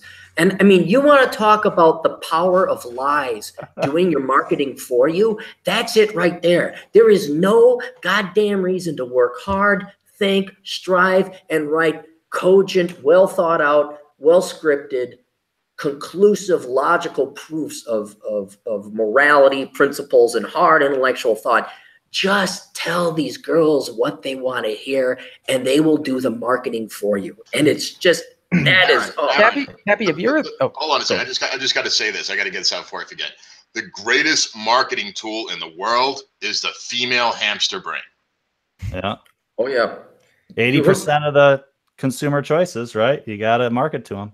And so you get that hamster going, and they won't keep spinning that wheel, and it's like it's like a perpetual motion engine. Ladies, Harry, he's not a royal. Harry, he's a bastard. He's not a prince. That's why they killed his mom and they killed his dad. Okay, Matt Forney, enough with your conspiracy theories. No. Cappy, you know what you need to do? Cappy needs to go be a spiritual advisor, where he puts on that pope cap. And where he just sets up shop somewhere, or he does online instead of his consulting firm, he does a spiritual advisor thing. And you just give the most cliche, the most predictable answers to these questions, where instead of telling them, here's what you can do to change the situation, whatever, you just say, you know, there's a plan for you. The Lord will provide. Nice guy consulting. Nice guy consulting. Yeah, you gotta tap into both markets, right? You gotta prevent any kind of competition on the other side. No, I've been thinking about it very philosophically and deeply, because look, I mean, by all means, not to brag, big success for being self-published. You know, the life I have is, you know, for not answering, for being online. I'm one of the very fortunate few to make money on the internet. But if I had just put half the effort into that I did, like economic philosophy and just regular philosophy and math and statistics and research, into mastering telling people lies, I would have made so much more money. And so almost as an intellectual endeavor, I certainly am going to at least try and write one book that is just rank lies that have so much sugar and chocolate and ice cream on it, people will kill and murder to buy that book or to buy whatever it is I put together. But that's down the road. But if there's any, you know, older brother podcast, if there's any younger people out there listening, boys or girls, it is so much easier to sell to the masses and sell them lies than it is truth and to a small intellectual elite or just intellectually honest people. You don't even have to be smart. That just makes life so much easier if you're going to sell to the masses. Yeah, I mean, how do you think Oprah became a billionaire? Oh, absolutely. Oh, wait, DT, were you the one that sent me this video of the guy who stares for a living? What? Yeah. That guy's got hustle, huh? He just stands on stage and stares at people. 7,000 people showed up to have him stare at them. Well, explain it to the audience, because I couldn't believe it when you sent it to me. And I watched it. I'm like, I was staring with my mouth open and a gape. I'm like, I can't believe this. I don't know. He's called Bracco or Bratzo the Gazer, and I saw it. I saw it on my Facebook feed, and I just shared. Somebody else posted it, and I shared it. And there's this hot chick talking about how he's so powerful, and you just connect with him and his gaze, and he reveals the secrets of the universe to you through his gaze. And yeah, this guy, you buy tickets to his show, and he goes on stage, and he just stares at you. And people women are in tears, mainly women. Are in tears and just, you know, feeling something in the feels. And this guy, I mean, talk about a scam. Brilliant. I mean, he doesn't have to do anything. He just goes up there and stares at people and they give him money. No, how do I get in on this, man? This is brilliant. Well, see, that's my point is, go to school, work hard, da da da da da da, and like all I got to do is have long hippie gray hair, be part Native American or whatever the heck he is, and then present myself as Busto the Starer, and now I have thousands. Now, what you said, 7,000 people paid to physically show up. This isn't even the YouTube video. This is people drove to see it, right? You got to be there in person. I mean, if you really want to feel the power of his gaze, I mean, you've got to be there in person and then get him to notice you from the other 7,000 people in the audience. And then you will feel the secrets of the universe through his gaze, and everything will become known, and you will be content and happy, and you will feel love surround you by looking into his gaze. Yeah. I mean, I'm just curious about you guys. This has been my experience where a lot of girls will say, I have a really good feeling or a really good energy about this, whether we're talking about something or proposing an idea or whatever it is. And they just say, I've got a really good energy about this. And I have no idea what they're talking about. But now that I hear about they're going and paying to have some old guy stare at them, I'm starting to understand what exactly they mean. It means they're crazy. I mean, literally, TJ. Say what? I said, welcome to, hey, our resident millennial finally got it. All right, hey. Party, pal. I'm just wondering, like, I'd never really heard that a whole lot, but I mean, I know what chick crack is, and I know that they're really into that vaguely spiritual stuff, like, you know, somebody who's really into yoga or something like that. Astrology. Astrology, astral projection. You know, one of the things I did when I was younger, back when they had bookstores, I would actually go to books. I'm not lying, just as an experiment, I actually did this. And you go to the New Age section where they have the astrology and the astral projection and your past life and all this kind of bullshit. Meet those chicks. Those are the craziest bitches in bed. Because they think they were Cleopatra, you know, their past life, like they were never like some fucking peasant working on in a field or something like that. They always have to be, oh no, I'm the reincarnation of Cleopatra or some shit like that. Now let's compare that to crazy men like Patton who believe in that's what reincarnation. Yeah. And I thought he was he fought alongside Alexander the Great and had been at Carthage and was with Napoleon. I mean, I don't know if it's true, but in the film, you know, the British general says you should have fought with Napoleon, and Patton replies, I did. I mean, but that's what crazy does in a guy. You go conquer half of France and, you know, capture 20,000 Germans and create the Falaise Gap. And then you go relieve the 101st Airborne during a huge counter. Battle of Bastogne, I like how you going 24/7. I like how you stopped. You didn't say saved. You said relieved. Yeah. You've watched Band of Brothers. Yeah, exactly. I wonder if say Wacko or what's his name? Spazzo. What? Who, the Gazer? Brazzo? Gazer, yeah. Brazzo the Gazer? Brazzo the Gazer. Brazzo, okay. You wonder, the hardest thing he's got to do is simply not laugh or break. He's got to keep that poker face on stage. But the second he steps off, he's shaking his head, laughing his ass, like, I can't believe you did this. But then, what's his life like? You know, I would love, I give him client asshole privilege. I wouldn't say anything. I guarantee you now, nothing leaves this room. What's it like, man? What's that like? Going and just being the starer. Did you ever think you'd be here? You're like, oh no, man, I had no idea. But don't tell him no, I won't break your deal. Well, it's kind of like in Band of Brothers. What was the name? Bill Garnier's talking about the guy on the street block, Crazy Joe McCluskey, who would just stare at people. Yeah, back in the 30s when a guy stared at everybody, they just called him Crazy Joe McCluskey. Nowadays they give him $30 million. Brazzo the Gazer. Yeah, I mean, that sounds like something out of a horror film. Yeah. It kind of does. This is an idea for a novel. Like a guy who gazes at you and steals your soul, through the power of his gaze. That might explain a lot, though.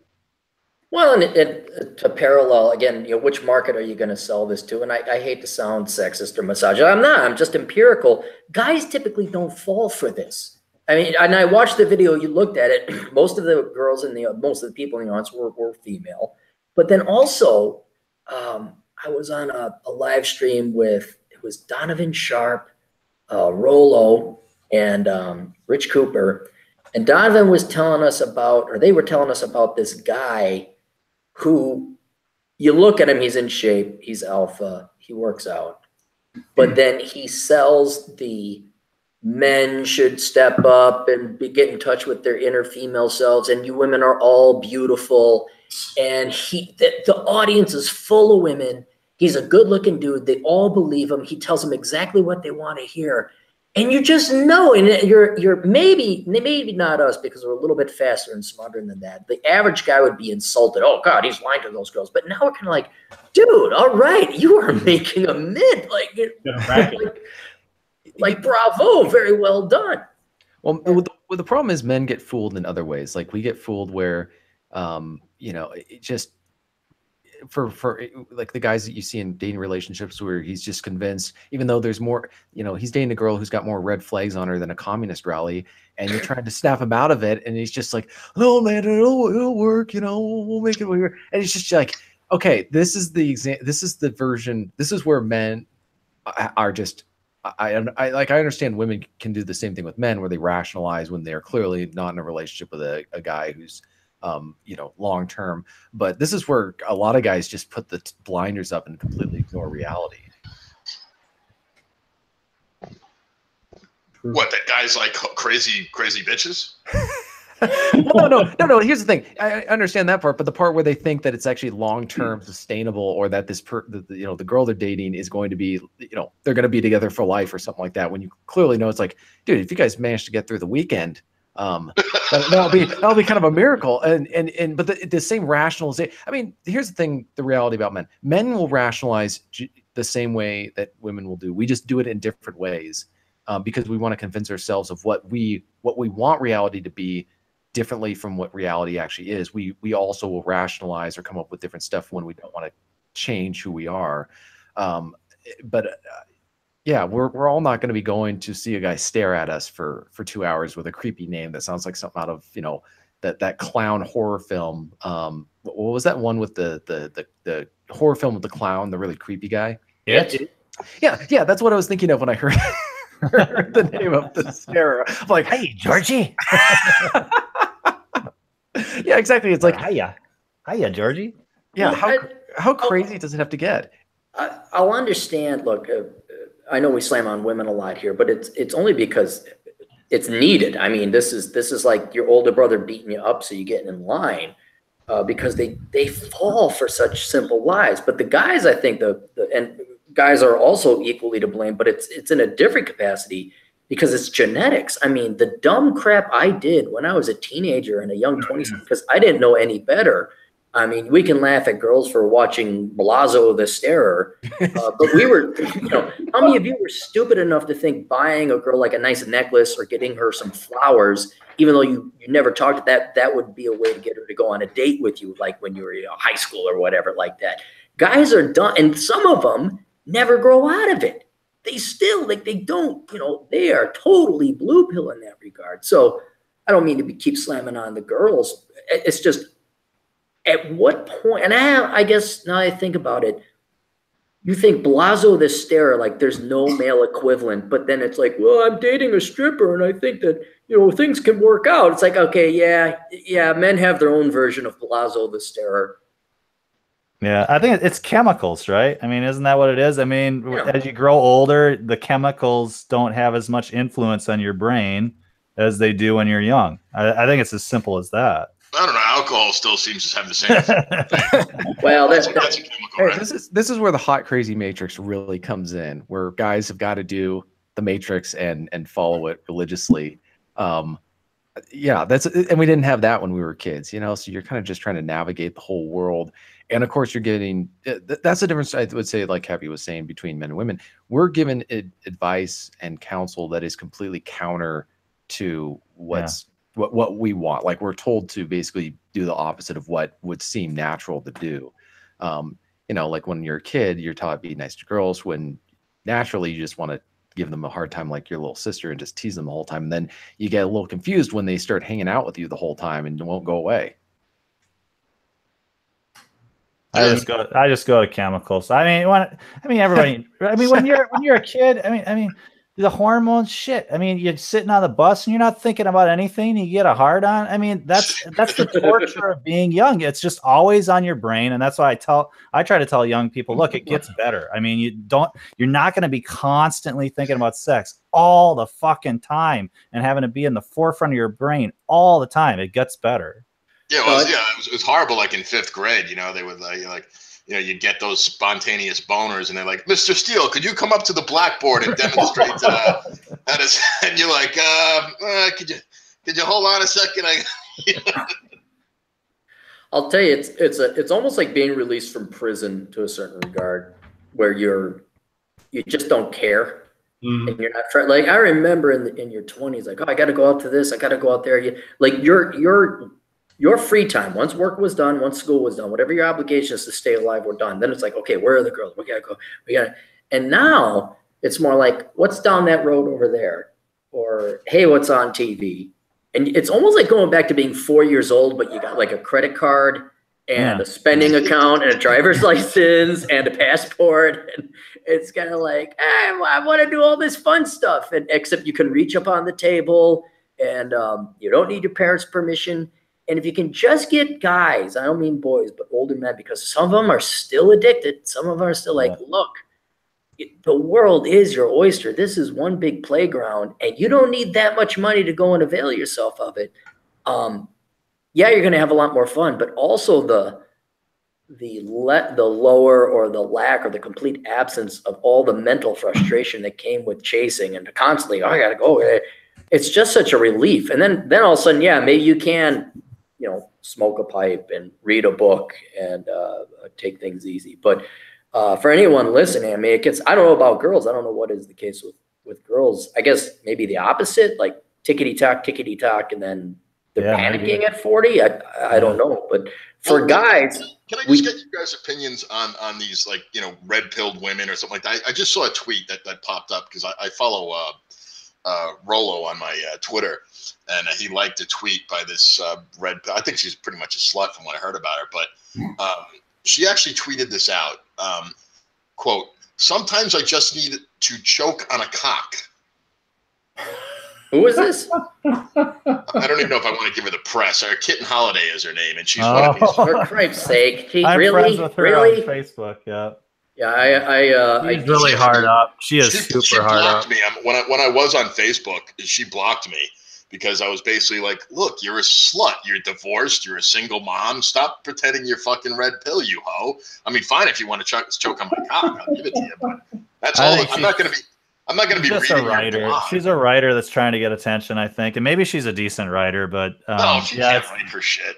I have to be perfectly honest. I'm bigoted against people in Wyoming, and if you're overly good looking, you claim to be a conservative girl, I'm sorry, I'm bigoted against you. I don't believe it. I just don't.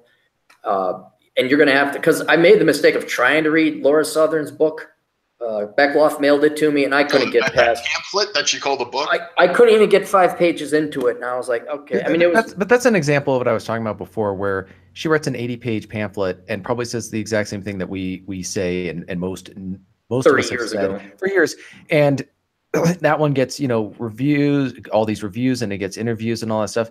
And I'm not saying that some of the stuff that work she's doing, like with the whole South Africa situation, isn't good, but it's like, okay, there are people out there who are doing much more, writing better books, and that are much more original ideas, and nobody's paying any attention to them because they're not a blonde. It's the hot chick saying obvious shit. That's there you go. I remember that. I should have trademarked that when I came up with it. But I mean, it's just like, stop liking hot chicks saying obvious shit.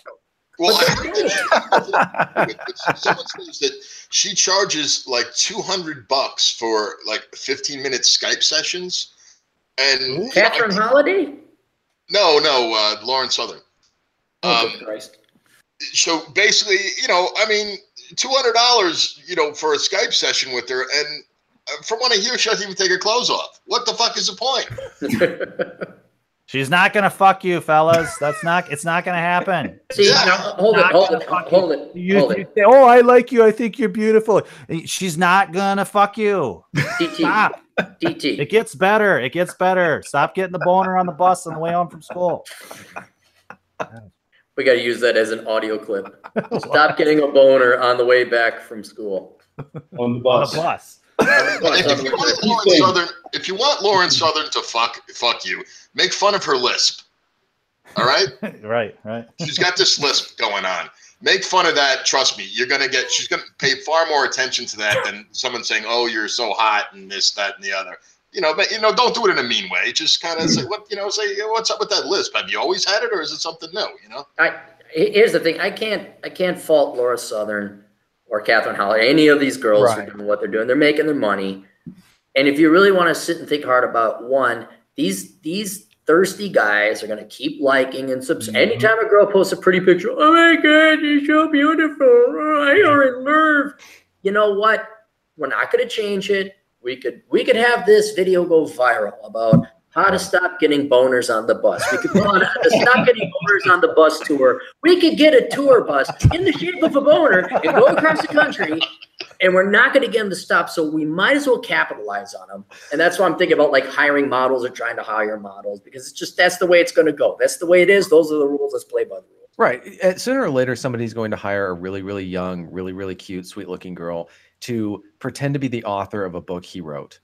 And then, but all the profits are going to go to him. She's going to be just like the pinup model, and she'll get a cut of it. But that's what's going to end up happening, or something else where somebody writes it and then gives it to somebody else to market. And so they're the face of the book or whatever. Right. You almost become a ghostwriter by that time. Yeah. And here's the reality. If people don't want to drink good beer, they'd much rather instead drink Busch Light. Then, if you're a beer maker, make Busch Light and just keep giving it to them. And, you don't have to drink it when you go home. I've thought about being Dawn T, DAWN, and just have my DT Dawn T, and then have my other Dawn T, and see who gets more attention. Yeah, Dawn's not a sexy name, though. That's just kind of Dawn. Kitten Holiday or Catherine Holiday. Yeah. What's her name? Kitten Holiday. Yeah, I mean, there you go. Perfect. I mean, you got to get like a Samantha or a Natasha or something. She just seems desperate, the Kitten Holiday. She posts these things from time to time, and I don't know if she's just joking around or what, but it's unfortunate. How many Twitter followers does she have? Guarantee she's got more than me. She seems desperate to me. She seems like she's not getting enough attention. Well, that's every woman ever. Where have you been for the past 43 years of your life? No, I think what he means is she doesn't feel like she's getting the levels of attention that, like, a Petty Bone, or Pet My Bone, as I call her, or a Lauren Southern type. She's like, well, why aren't I getting? Well, one of the reasons is that, hey, look, bitch, you're pushing 40 and you're a single mom. That might have something to do with it. She's got 5,500 followers, and she hasn't put together any great economic treaties or treatises, or however you pronounce it, you real authors or educated people. I mean, she's on par with me for a fraction of the effort. So she's doing just fine. You could, assuming she prorates it and all that, she's making a living doing it. Like half of her tweets are like what Rollo shared, I'm lonely tonight and I need to blah, blah, blah. It's just like, come on. I mean, and that works apparently. I guess it works. Rollo retweeted it, so he does it out of a criticizing nature. Sure. Well, I don't know. He actually, I think Rollo. I remember, like, Rollo's insights are great. Like, his writings are great, but like, you see this guy, and it's like, he's giving all this information about women. He's like, I think he's 51, and he's giving all this insight, and he's been married since his late 20s, and it's like, well, you haven't fucked anybody but your wife in 20-something years, so what do you really know? In all due respect, I mean, don't get me wrong, I love his writing. I think he's very bright. I think he's very insightful. He's a smart guy. But it's like, have you seen another vagina besides your wife's in 20-something years, Well, that's what we got interested to know his reasoning behind sharing that. If it's to show, well, yeah, this is what they really want, fellas, have at it, or is it to show, look at how desperate this chick is and trying to get attention? Well, and this is why I have TJ on, simply because, like, look at all of it. I mean, Vince, you're what? You're a couple years older than me. DT, you're a couple years younger. John, you're old as fuck. We got to bring in like this. We need at least one private from the trenches to report back to us to say, oh, well, we got these diagrams that says this is going on. I mean, what's really going on? And I won't lie, the stories TJ has told me, they're horrible. It's worse than I thought. I mean, you've seen it, Cappy. You've seen like examples of observations that I've made, and then we go out and actually encounter it and witness it. Yeah. And so, but that's one of the biggest frustrations that I had with with other generations, especially around my parents' age, where they just did not stay up to date on what was going on. They kind of just checked out of the whole cultural thing, and they let other people decide what was appropriate or not, or just what was going on. Like, this is what you're supposed to do, this is what you're not supposed to do. And then they discover years later that, oh, my kids aren't getting married, my kids aren't having kids. What's going on with that? They just did that article about how baby boomers, it's a crisis that their kids aren't having kids. And it's like, guys, it's your Cappy's used this analogy, but it's so true. When your troops are getting mowed down in no man's land, you have to pause and say, what's on the other side? Like, why is the plan not working? But they just doubled down on it. So you got to stay up to date on what's going on. And unfortunately, it's constantly changing in our society. Like, you have to wake up every single day. You get your cup of coffee, you get your bacon and eggs, you get on your computer and you say, okay, what is the new norm for today? What is the new offensive thing that we can't say? What's the new word that somebody's made up, like mansplaining or manspreading or something like that, that we have to be aware of? Not that we have to be worried about, somebody saying that they're offended, but just being aware that it's going on, so that young kids who are in the education system have to deal with that stuff. Well, I remember one thing. I mean, I heard about it on the internet, but I didn't see it until I was hanging out with you. Was the Pabst Blue Ribbon, PBRF, PFRB, the permanent resting bitch face? Oh, you guys laugh. You laugh, but it's a true thing. It's real. Yeah, It is real. Yeah, it is real, and we can speculate. I speculate that the sexes have been lied to each other, so at a fundamental genetic, intellectual, biological level, they're permanently unhappy. But I had no idea, because I had to kind of look at it through the eyes of TJs. Oh, there's this cute girl over here, a cute girl over there, and then we go over there, and I'm like, she is cute, but it looks like she will bite my nuts off if I look at her the wrong way. They are just mean looking. And very, not intimidating. Intimidating is not the word, but deterring from approaching to even talk to them or try and flirt with them or ask them out on a date. And I wonder if that's, I suspect that some of it is just genetic too, though. I mean, you can't really control what your face does. I sort of feel sorry for him. I mean, I know someone, and she's not that way, really, I don't think. But it does affect. It affects you, and it's not her fault, but it does. You approach differently. It's sort of sad. I have I'm wanting to give them, I guess, the benefit of a doubt. And I would say, because I was chatting with one girl about why that was. She didn't have it, but she was just talking about it. She goes, TJ, you have to understand that we get approached by creepers and weirdos and guys who just are awkward. Like, they're nice guys, they're just very awkward. And they can't pick up on social cues. So they have to deal with that, especially if you're an attractive woman today. I will agree with them on that. They do get a lot of attention. She goes, this is a way to just say, leave me alone. And what I replied to her was, that's great in a society and culture where it is okay for men you are attracted to approach you without any consequences. But the way we interpret it is we look at it and say that you don't want to be approached by anybody.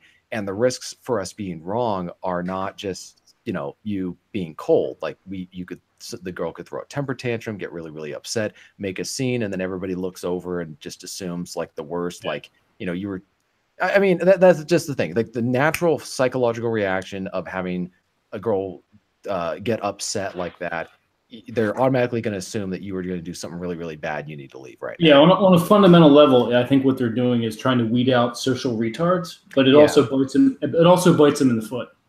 Right. Well, that's what you have to, up your game, so to speak, to use that stupid exactly. They're looking for men that know how to comport themselves and the men they want to talk to, and that's what they're doing.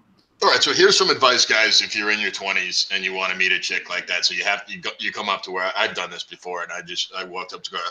I said, "Excuse me, can I borrow your phone for a second? I need to make a call. I don't mind whatever bullshit excuse."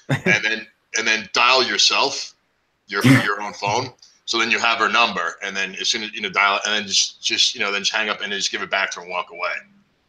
And so don't ask her name, don't ask like that, and then you can just call her back. Don't call, never call. Text back, say, "Hi, I'm the guy that borrowed your phone. You want to meet again at the same coffee shop on whatever." Not bad, John. Not bad. Yeah, that's pretty good. How about you just ask her to like tell her you're going to go do something with her at that time, in that moment. Yeah, work it. This is not a strict thing. It's just a basic outline, whatever works for you, and whatever adapt it to whatever environment you have. Like in the coffee shop, I've done it like that. I did this at a ball game once, so that's just be like that. That's an out of the box thing. A lot of guys might know that idea, but how many guys are gonna have the balls to pull it off? Just go up there with confidence. Don't be like, excuse me, hey, yeah, let me get your phone, and have the hand gesture going, like give me the phone, like it's not like you're asking permission. It's almost like you're saying give me the phone, but don't be rude about it, but just be confident about it, and then just dial yourself, and then just give the phone back, and then first she's going to be like it's totally going to break her state because you didn't talk to anyone, you didn't know, she's like, what the fuck just happened? It's like, what the? So right there, now the hamster's going. The hamster's going. Make sure your own phone's on silent, though, right? Would that be the one? Even better. Have your phone ring. Maybe even fuck her a little bit more. And then she's thinking, what is he going to do? What is he doing? But he didn't ask me anything. He just got the night. He walked away. Let the hamster go, man. Just release the hamster. Release the hamster. I think it'd be pretty cool. You give her a hey, thanks. And then, like, you move 2 feet down. You call up, like, hey, so you want to get caught? You call her, and she's right there. Yeah, immediately. That'd be in front of her and call her. Yeah, say, hey, you want to go get coffee sometime? Well, the only challenge with that is it doesn't give. I'm not saying that's a bad idea. That could work, but it doesn't give enough time to release the hamster, because you want the girl thinking about creating this imaginary, thing going on, and have her brain going like that. So it's like a mind virus. You've taken over. You've hijacked her brain now. Whatever she was doing, or thinking about, whatever, that's gone. Now she's totally thinking about this guy. Who is he? What is he? That's the way to do it, I think. That's just too much psyops for me right now. I got that. Maybe when I was 22, I'm not. Hey, that guy to borrow your phone? Yeah, it's me. And she's like looking at you like, hey, we should totally go out sometime. Hey, there's this coffee shop at this place. You ever been there? That could work just as well. I'm telling you, guys in your 20s, try this shit. Because a girl, they haven't. If they, like I said, this is the older brother podcast, so I'm talking to my young brothers from another mother out there. Hey, try this. That's good. That's good. I like it. Yeah. No. Just going up another one, real simple. It's like, you got a boyfriend? No. Want to go out sometime? Boom. And then better than the swiping right or left. This presupposes you people are out in the real world meeting, real physical women, not digital internet social apps. But yeah, just a straightforward approach. We could probably do a whole segment or episode on how to approach girls later, but not me. We're rusty. We're real rusty.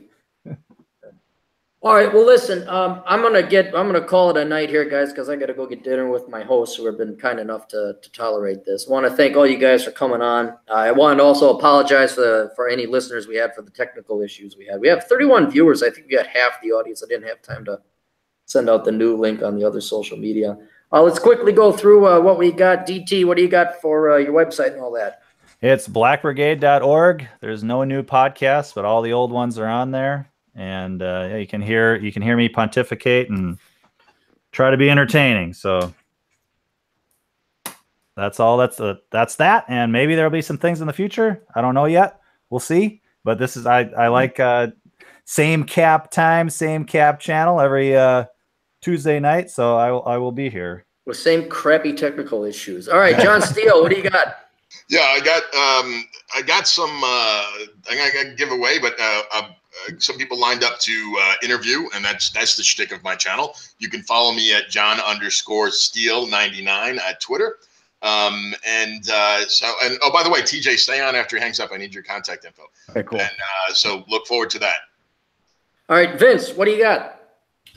Dennis Malone 1884 on Twitter. My website is vincelarosa.com, and you can find my stuff on Amazon if you just Google Vincent J. LaRosa. There you go.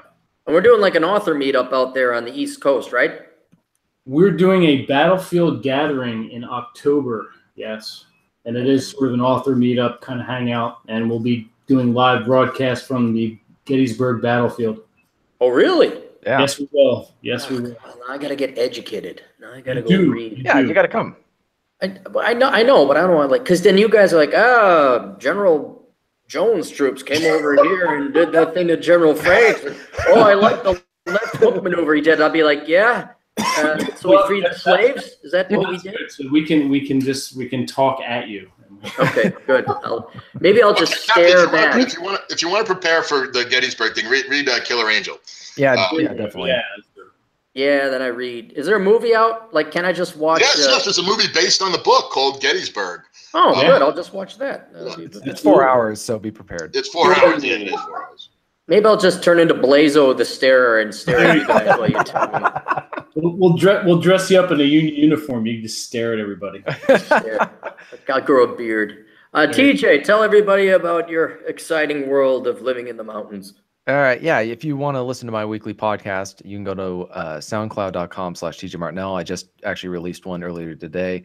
You can also go to my website, tjmartinell.com. It'll have a list of just my different work and also my books that I've published on Amazon, The Stringers, The Informers, and Men Who Walk Alone. Nice. Cool. Awesome. All right. And then just as a reminder, all the listeners out there, Super Chat should be enabled by next week. We will break through the listening requirements and all that. So if you guys wanted to give me money, you may, believe it or not. We're open to that. And then hopefully we won't have, I will be back in Minneapolis by that time, and we will not have any technical issues like we did this time. All right. I'll see you guys later. See you later. Later. See you around. Good night, everyone.